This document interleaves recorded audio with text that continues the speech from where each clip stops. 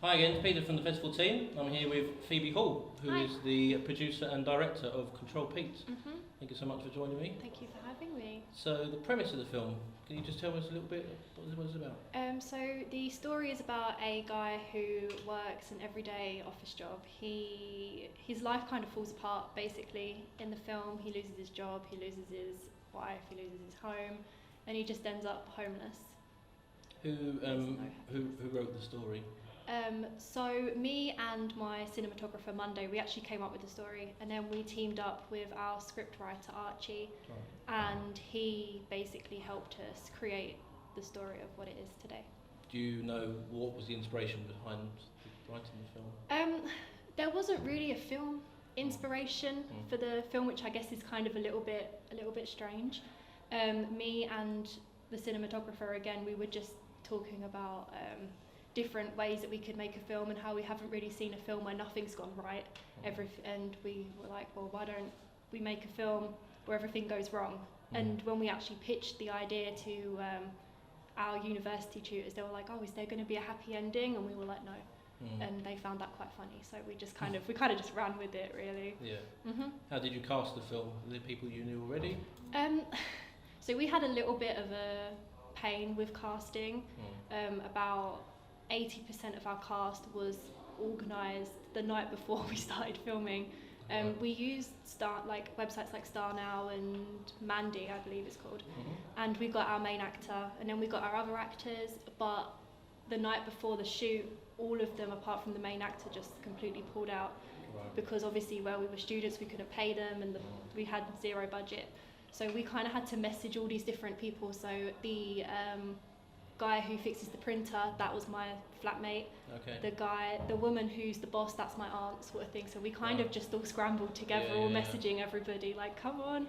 And we managed to, don't know how, but we managed to pull it off. So that's quite a big challenge, last minute thing. Massive.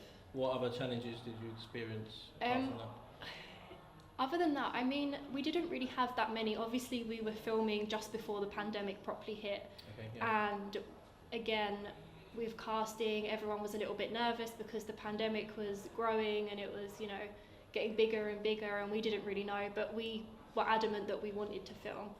So, and even comparing this film to like the project that I've been working on now, there's a lot more consideration. And one thing I have learned is that everybody communicates differently on a set, but once you figure out how people communicate, then it makes everything a lot easier. And I think that was a big challenge, because obviously when you work with people you don't necessarily know, and you can't contact them all the time because obviously now we're in a pandemic and we can't be meeting up with people all the time.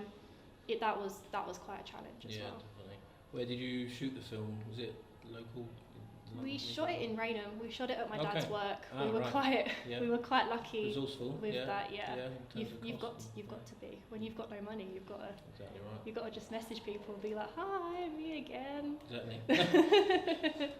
So I understand originally you're from this local area. Is that yes, right? I am. How did you get into films in the first place, making films? So I got into film through Spencer.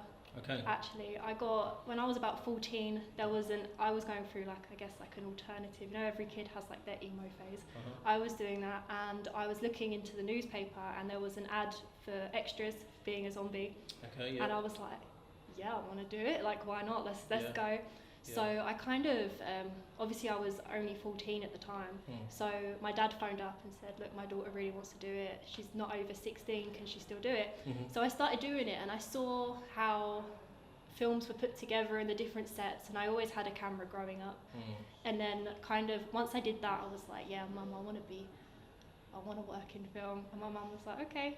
So it just kind of snowballed from there, really, and I went to college and uni, and yeah. So Spencer Hawking, the festival director's fault? Pretty much, Yeah. I'm not gonna lie, yeah. Did you enjoy it? It was Death Walks of the film, right? Death Walks, and then I was also a dead body in No Reasons, and I was so excited for that. What was your motivation for playing the dead body? Just a bit dead, really. Just lay still? Yeah. So you're studying, or you just finished studying? I've just graduated from University of Greenwich. In filmmaking? Yeah, in digital film production. So I'm excited to see where that takes me. But yeah. So where are you planning it? What kind of projects have you got? Have you got anything planned? Have you been writing things? So I've just finished my graduate project, which is coming out very soon. And then I'm also going to be producing a LGBTQ plus documentary sort of short film for a charity. But that's not confirmed fully yet. So that's where I'm hopefully going, and hopefully it will pick up and snowball from there. Random last question. If there was any anyone you could cast in one of your films, out of anyone, who would you choose? I would choose Tom Hiddleston for the sole purpose of the fact I fancy him, and that is it. I am in love with that man. My boyfriend knows I would drop him in a heartbeat for Tom Hiddleston. It's already agreed? Already agreed. Yeah, fair enough. Just need to get a contract written up and we're good to go. Have you got a fair agreement? Like, has he got someone he's allowed to fancy? No.